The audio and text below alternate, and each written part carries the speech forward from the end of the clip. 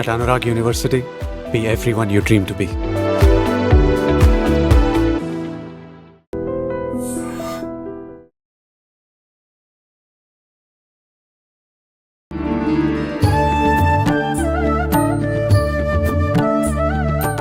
నమస్కారం అండి.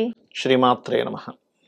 మనకిప్పుడు గుప్త నవరాత్రులు అంటే వారాహి అమ్మవారి నవరాత్రులు ప్రారంభం కాబోతున్నాయి. 15వ తేదీ నుంచి జూలై 23వ 15. తేదీ వరకు ఉంది. ఓకే. మరి వారాహి నవరాత్రులు ముందు నుంచి ఆచరిస్తున్న విధానం అయితే కనిపించలేదు. గత కొన్ని సంవత్సరాలుగానే మనం అందరం కూడా వింటున్నాము, ఆరాధిస్తున్నారు చాలా మంది. ఎగ్జాక్ట్లీ. అసలు అంటే తొందరగా సమస్యల నుంచి పరిష్కారం వచ్చే అమ్మవారు ఎవరైనా ఉన్నారు అని అంటే అది వారాహి అమ్మవారు అని ప్రతి ఒక్కరూ అంటున్నారు. అవునండి. మళ్ళీ అదే విధంగా అసలు వారాహి అమ్మవారు ఉగ్ర రూపము, శక్తి స్వరూపిణి, అందరూ ఆరాధించడానికి లేదు అని చెప్పి కొంతమంది అంటున్నారు. అసలు ఏంటండి వాస్తవం? ఎవరు ఆరాధించవచ్చు అంటారు ఈ అమ్మవారిని? సింపుల్ ఎగ్జాంపుల్ చెప్తాను చూడండి. ఇప్పుడు మీరు ఉన్నారు, ఒక చిన్న పిల్ల, ఒక 3 ఏళ్ల పాపకి మీరు కత్తిని ఇస్తారా? ఇవ్వం. ఎందుకు ఇవ్వం? ప్రమాదం కదండి, ఆ తనకు అమ్మాయి తెలియదు, అది హ్యాండిల్ ఎలా చేయడం హ్యాండిల్ తెలియదు. చేయాలి. అలాగే విలువైనటువంటి వస్తువు ఇస్తామా? ఇవ్వం, పడేస్తుంది ఎక్కడ. అంతే. అంటే ఏంటి, వాళ్ళు దానికి క్యాపబుల్, ఎలిజిబుల్ కానప్పుడు మనం ఇవ్వం. కరెక్ట్. సింపుల్. అట్లాగే వారాహి అమ్మవారు అంటే ఎవరో కాదు, లలిత అమ్మవారి యొక్క శక్తే. ఇచ్ఛాశక్తి లలిత అమ్మవారు, జ్ఞానశక్తి శ్యామల, వారాహి క్రియాశక్తి. ఓకే. అయితే ఈ పవర్ ఎక్కువగా ఉంటుంది అమ్మవారి ఇది వారాహి. వారాహి ఎందుకంటే శక్తి స్వరూపిణి కదా, వరాహస్వామి యొక్క శక్తి కదా. కాబట్టి ఆ వారాహి నవరాత్రులు, గుప్త నవరాత్రులు చేసుకుంది ఈ మధ్య అంటే ప్రాచుర్యంలోకి వచ్చింది, కానీ ఇంతకుముందు అంతా ఎప్పటి నుంచో చేస్తున్నారు, స్టార్టింగ్ నుంచి కూడా. ఎందుకంటే ఎప్పటి నుంచో వారాహి అమ్మవారి టెంపుల్స్ ఉన్నాయి, ఇప్పుడే కొత్తగా వచ్చింది ఏం కదా. కాశీలో ఉంది వారాహి అమ్మవారి టెంపుల్.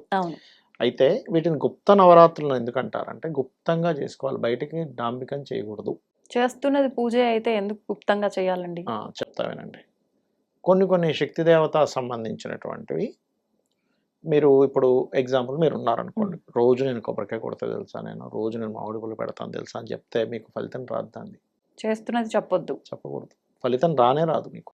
మీరు రోజు ఎగ్జాంపుల్ ఒక మంచి పువ్వులు, ఎర్రటి పువ్వులతో పూజ చేస్తారు, రోజు 2 కొబ్బరికాయలు కొడతారు, మామిడి పూలు పెడతారు, రోజు నేను చేస్తాను అని చెప్పాను, ఫలితం రాదు. అసలు రాదు మీకు ఫలితం, గుర్తుపెట్టుకోండి. చెప్పకూడదు. ఓకే. అయితే ఈ వారాహి సంబంధించినవి, శక్తి సంబంధించినవి ఇప్పుడంటే చాలా ఈజీ అయిపోయింది. ఎవరి గురు దగ్గరికి వెళ్ళిన వారాహి మంత్రం తీసుకొని ఇచ్చేస్తున్నాం. ఒకప్పుడు వారాహి మంత్రం మీకు లభించాలన్నా, శక్తి దేవత సంబంధించిన ఏది మీకు లభించాలన్నా కనీసం గురువు దగ్గర 3 నుంచి 5 సంవత్సరాలు లేదా 10 సంవత్సరాలు వాళ్ళు ఓకే వీళ్ళకి ఇవ్వచ్చు అన్నప్పుడు ఇచ్చేవారు. కామ క్రోధాది వికారాదులు వాళ్ళల్లో వాళ్ళు వాటి కంట్రోల్ అయి ఉండాలి. ఎందుకంటే ఇప్పుడు మీరు వారాహి చేస్తున్నారు, రోజు తీవ్రంగా చేస్తున్నారు, ఎవరి మీద మీకు కోపం వచ్చింది, వెంటనే ఏమవుతుందంటే పిల్లవాడిని తిట్టారని తల్లి వెళ్ళిపోయి ఎలా ఫైట్ చేస్తుందో, కోపం వీడు ఒకరి వల్ల సఫర్ అవుతున్నాను కానీ వెళ్ళి అక్కడ ఎనర్జీ చూపించేస్తుంది. కానీ వీరి తర్వాత ఏమవుతుందంటే అయ్యో అనవసరంగా వాళ్ళ మీద వెళ్ళింది ఎనర్జీ అన్నప్పుడు మళ్ళీ వీళ్ళకి కూడా ఎఫెక్ట్. అంటే ఎలా అంటే ఒక పిల్లవాడికి మనం గన్ ఇచ్చాం, ఆ గన్తో పాటు టప్పని కాల్చాడే ఉన్నాం. ఫస్ట్ వాడిని కాల్చాడు, ఫైట్ చేసిన తర్వాత దానికి మళ్ళీ వీడికి అంటూ శిక్ష ఉంటుందిగా. అట్లాగే ఈ ఉగ్ర సంబంధించినటువంటివి ఎనర్జీ చాలా ఫాస్ట్గా వస్తుంది, పనులు ఏమైనా సరే ఫాస్ట్గా అవుతాయి. కానీ ఇక్కడ వీళ్ళు గనక సరిగ్గా వీళ్ళ యొక్క మైండ్ సెట్ కానీ ఎమోషన్స్ ఎక్కువ గురయ్యే వాళ్ళకి కానీ చేయకూడదు అంటారు.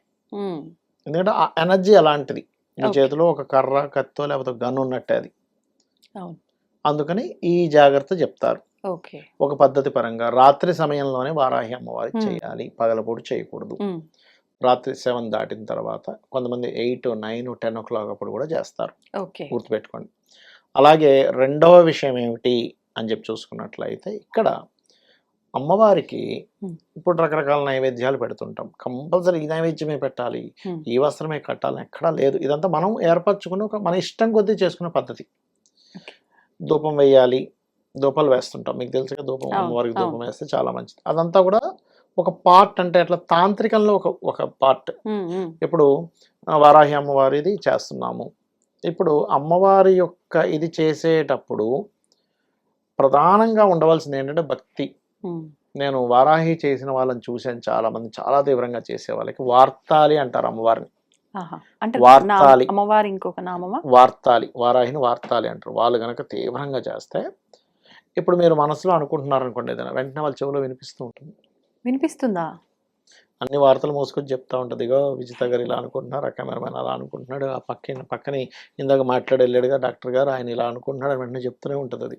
ఓ చాలా డేంజర్. కాకపోతే ఇందులో మళ్ళీ కంట్రోల్స్ వేరే ఉంటాయి. నాకు వాళ్ళ గురించి చెప్పంటేనే చెప్పే వేరే, ఆ కంట్రోల్లోకి వెళ్ళాలి. ఇది బాగుంది, లేదంటే అన్ని అన్ని వినిపించేస్తాయి. వినిపిస్తుంటే అదేదో కన్నపిశాచిలాగా భరించలేడు. అవును. అయితే ఆ స్టేజ్కి వెళ్ళాలంటే మొట్టమొదటిగా మీరు అమ్మవారిని ఎంత చేస్తున్నారు. ఇక్కడ ఎలా ఉంటుందంటే ఎప్పుడు కూడా చాలామంది ఏమంటారు, ఏమంటే నేను రోజు పూజ చేస్తాను కానీ నాకు కష్టాలు తీరట్లేదు. ఇక్కడ ఒక విషయం బాగా అర్థం చేసుకోవాలి. మీరున్నారు, మీకు పిఎం తెలియడం వేరు, పిఎంకి మీరు తెలియడం వేరు. అంతే.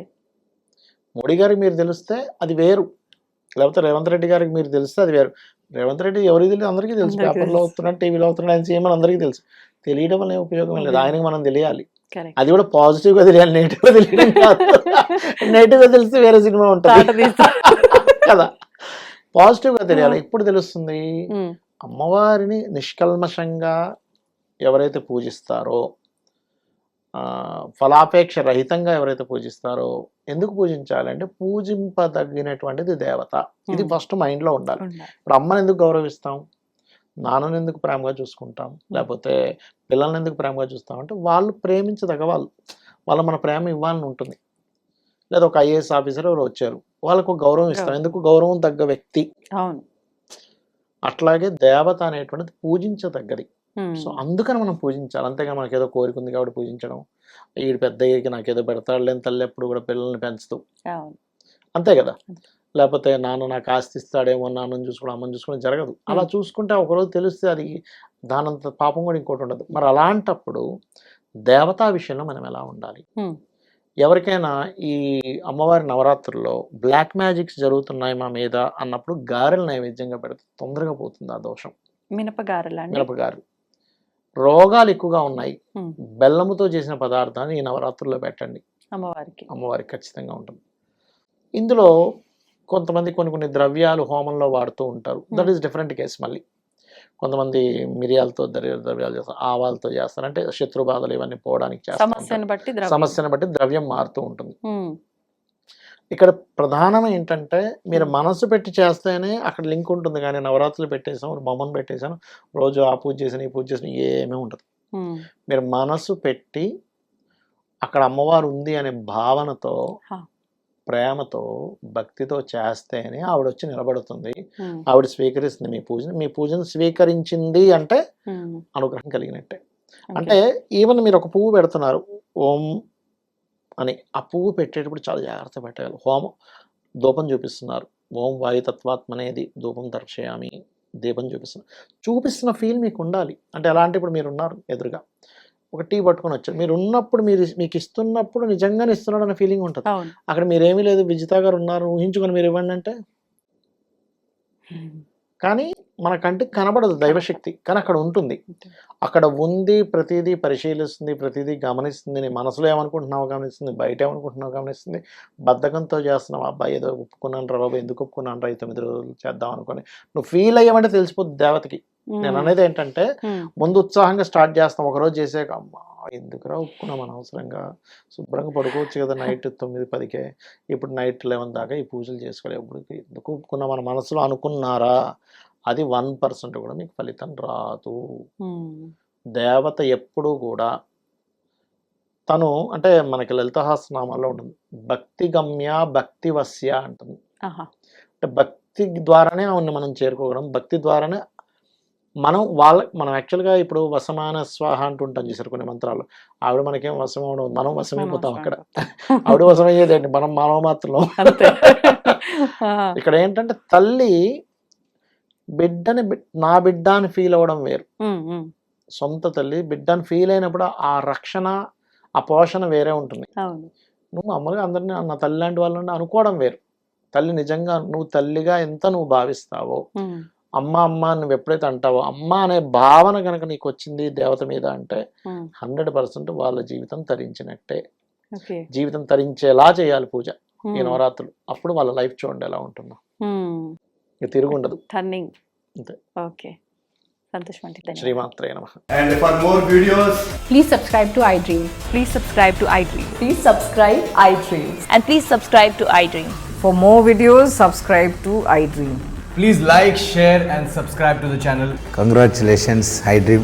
Subscribe to iDream. Subscribe to iDream. So subscribe to iDream Media.